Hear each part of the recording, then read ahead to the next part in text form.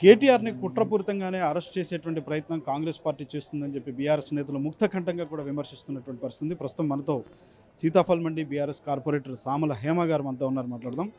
Madam, ఏంటి చెప్పండి, ఏంటి కేటీఆర్ అరెస్ట్ ఖాయం, కేటీఆర్ని ఇదిగో అరెస్ట్ అవుతున్నారు, కేటీఆర్ అదిగో అరెస్ట్ అవుతున్నారు, కేటీఆర్ కటకటాల్లోకి వెళ్ళటం ఖాయం, ఇది కాంగ్రెస్ పార్టీ నాయకులు చేస్తున్న విమర్శలు ఎలా చూస్తారు? అంటే మీరు ఇది 1 ఇయర్ నుంచి చూస్తున్నారు. రేవంత్ రెడ్డి గారు ఎప్పుడైతే ప్రభుత్వం వచ్చిందో ఆ రోజు నుంచి ఆయన ప్రజలకు ఏం చేస్తా అని చెప్తలేరు, కానీ బీఆర్ఎస్ పార్టీ నాయకులను ఏం చేస్తా అనేదే ప్రెస్ మీట్లలో కానీ మీడియా ముఖంగా కానివ్వండి, ఏదంటే సభలలో ఏది మాట్లాడినా కూడా ప్రజల గురించి వెల్ఫేర్ స్కీమ్స్ కానీ అది చేస్తా ఇది చేస్తా అని చెప్పట్లే, కానీ కేసీఆర్ గారిని తిట్టడం, బీఆర్ఎస్ పార్టీ నాయకులను తిట్టడం, కేటీఆర్ గారిని అరెస్ట్ చేపిస్తా అనడం ఇదే నడుస్తుంది. సో ఇది కూడా 1 ఇయర్ నుంచి కేటీఆర్ని అరెస్ట్ చేస్తా, కేటీఆర్ గారిని జైల్లో పెడతా అని చెప్పి మాట్లాడుతున్నారు. సో ఇది కూడా డైవర్షన్ పాలిటిక్సే. ఇప్పుడు మీరు చూడొచ్చు, రీసెంట్గా రైతు భరోసా మీద 15,000 అని చెప్పి యూటర్న్ తీసుకొని 12,000 చేస్తున్నాడు. సో దాని గురించి ఎటువంటి డిస్కషన్ రావద్దు, ఎవరు మాట్లాడద్దు అని. 1 ఇయర్ నుంచి ఏ స్కీమ్ పెట్టినా కూడా ఇట్లాంటి diversion politics, Kaleshwaram, phone tapping, Konda Surekha issue, ఈ ఫార్ములా రేస్, సో ఇట్లాంటి ఏవేవో diversion politics, Allu Arjun issue.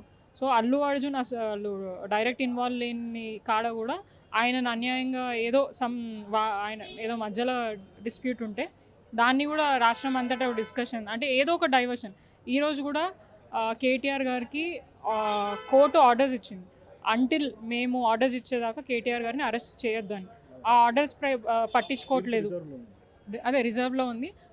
ACP investigation పేరు మీద వారిని రమ్మన్నారు, దాన్ని ఒబే చేస్తూ కూడా కేటీఆర్ గారు ఈరోజు పొద్దున్న ఏసీపీ ఆఫీస్కి వెళ్తే వారిని ఒక్కరినే లోపలికి అనుమతిస్తాము, మిగతా వాళ్ళని మేము ఎలా చేయము అని చెప్తున్నారు. ఎందుకు, ఏ రీజన్కి? లాయర్స్ వస్తే ఏమి ఇబ్బంది? అదేం ప్రొహిబిటెడ్ ఏరియా కాదు కదా, పోలీస్ ఏసీపీ ఆఫీసు, అక్కడ ఏమంటారు లాయర్స్ రావచ్చు, ఎవరైనా వచ్చే అవకాశం ఉంది. సరే, ఈయన కేటీఆర్ గారిని ఇన్వెస్టిగేషన్ చేస్తున్నారు కాబట్టి రావద్దు అన్నారు అని అంటే ఓకే, ఆ టైంలో రాదు, కానీ వారికి ఆ రైట్ ఉంది. వాళ్ళ లాయర్స్ని తీసుకొని ఇన్వెస్టిగేషన్ అయ్యేటప్పుడు ఉండే రైట్ వారికి ఉంది. అయినా కూడా వాళ్ళ రైట్ని కాదని వాళ్ళని రానియకుండా చాలాసేపు, ఆల్మోస్ట్ వాళ్ళు 1/2 అవర్ 45 మినిట్స్ పైగానే కేటీఆర్ గారు ఆ గేట్ దగ్గర నుంచొని పోలీస్ ఆఫీసర్స్ని రిక్వెస్ట్ చేసిండు, అయినా కూడా వాళ్ళు వినలేదు. సో వాళ్ళు ఒక స్టేట్మెంట్ పేపర్లో రాసి వాళ్ళకి హ్యాండ్ ఓవర్ చేసి రిటర్న్ వచ్చాను మాట కూడా అన్నారు. ఎందుకంటే అసలు ఇచ్చేటువంటి నోటీసులో ఏసీబీ వాళ్ళకి ఏం కావాలి అనేటువంటిది వారు స్పష్టంగా అడగట్లేదు అని కూడా అన్నారు.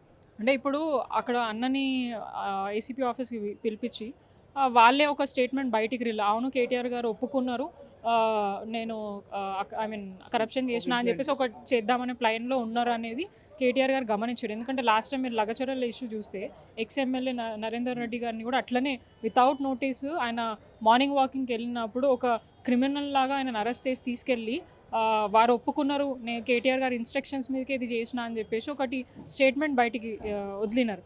ఆ తర్వాత వారు లాయర్స్ ద్వారా అది నేను ఒప్పుకోలేదు, వాళ్ళు వాంటెడ్గా ఇది వదిలారని, అంటే వాంటెడ్గా వాళ్ళు ఆ స్టేట్మెంట్ ఇచ్చారని చెప్పేసి వాళ్ళు ఒక పిటిషన్ కోర్టుకి ఇవ్వడం జరిగింది. సో ఇట్లాంటి ఏదో ప్రాపగాండా చేసి కేటీఆర్ గారి మీద బదలాం ఆల్రెడీ చేస్తున్నారు, ఇంకా కూడా ఇబ్బంది పెట్టే ప్రయత్నం చేస్తున్నారు అనేది కేటీఆర్ గారు అబ్జర్వ్ చేస్తే అసలు కోర్టు ఆర్డర్స్ ఇచ్చినాక కూడా మీరు ఎట్లా నన్ను తీసుకోపోతారని ప్రశ్నించింది. అయితే లాయర్స్ వస్తారు, దానికి వాళ్ళు కూడా ప్రశ్నిస్తారు కదా అని చెప్పేసి వాళ్ళు చెప్పినా కూడా వాళ్ళు వినకుండా ఇంకా అదే ఆర్గ్యుమెంట్ చేస్తున్నారు. కాబట్టి ఎందుకంటే రేవంత్ రెడ్డి గారి మీద మాకు నమ్మకం లేదు, వాళ్ళ ప్రభుత్వం మీద నమ్మకం లేదు. ఆయననే హోమ్ మినిస్టర్ కాబట్టి ఆయన చెప్పిన ప్రతి ఒక్క స్క్రిప్ట్ని పోలీస్ డిపార్ట్మెంట్ ఫాలో అవుతున్నారు కాబట్టి మేము వాళ్ళని నమ్మే పరిస్థితి లేదు. ఎందుకంటే రీసెంట్గా వాళ్ళ ఫ్యామిలీ గ్యాదరింగ్ని కూడా ఒక రేవ్ పార్టీగా చూపించి అక్కడ ఏదో డ్రగ్స్ దొరికినాయి, అది దొరికినాయి అని చెప్పేసి ఏదో చేద్దామన్న ప్లాన్ చేసిండ్రు. అంటే ఇవ్వని వాంగ్మూలాన్ని ఇచ్చినట్టు, లేని సాక్ష్యాన్ని ఉన్నట్టుగా పుట్టించినట్టు అనేటువంటి స్థాయిలో కూడా కేటీఆర్ భయపడుతూ మాట్లాడుతున్నారు.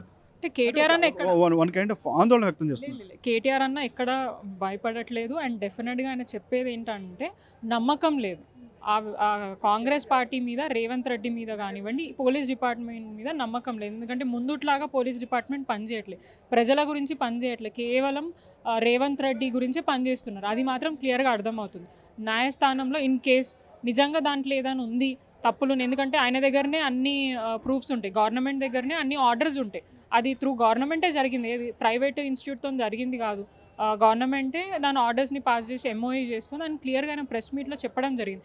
ఏ విధంగా ఈ ఏమంటారు ఈ ఫార్ములా రేస్ మేము పెట్టడం జరిగింది, దానివల్ల ఏం జరిగింది, మంచి జరిగింది అనేది 50 కోట్లు ఖర్చు పెడితే 700 కోట్లు మేము ఆదాయాన్ని రెవెన్యూని జనరేట్ చేసినాం అని చెప్పేసి అది ప్రూవ్ కూడా చేశారు. అది కేవలం మనం చెప్పింది కాదు, ఆర్బీఐ లెక్కల ద్వారా మనకు అన్ని క్లియర్గా చెప్పారు.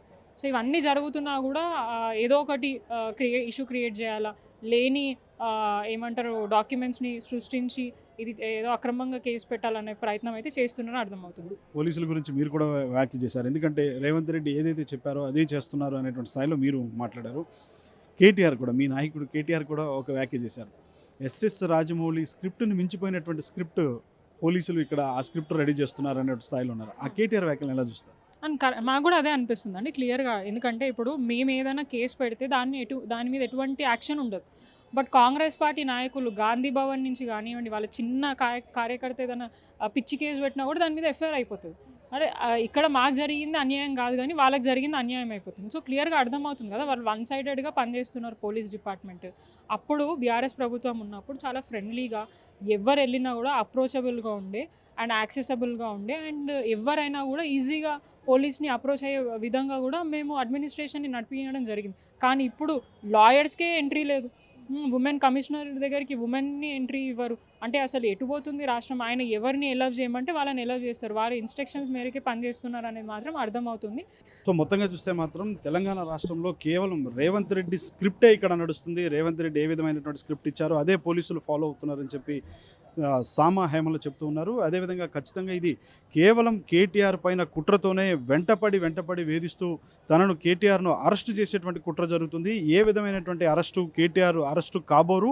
ఏ విధమైనటువంటి కుట్ర చేసినప్పటికీ కూడా తాము పూర్తిగా తిప్పికొడతాము, ప్రజలు కూడా తిరగబడతారనేటువంటి ఒక అభిప్రాయాన్ని కూడా ఇటు సామల హేమ వ్యక్తం చేస్తున్నటువంటి పరిస్థితి. ఖచ్చితంగా ప్రజాభివృద్ధిని అనేటువంటిది పూర్తిగా గాలికి వదిలేసి కేవలం బీఆర్ఎస్ పార్టీ నాయకులను కటకటాల్లోకి పంపించడమే లక్ష్యంగా కూడా కాంగ్రెస్ పార్టీ పనిచేస్తుంది అనేటువంటి వ్యాఖ్య కూడా ఆవిడ చేస్తున్నటువంటి పరిస్థితి. ఇది బీఆర్ఎస్ పార్టీ కార్పొరేటర్ సామల హేమతో face to face. Video journalist Mahesh రెడ్డితో తేజ, సిగ్నల్ టీవీ, హైదరాబాద్.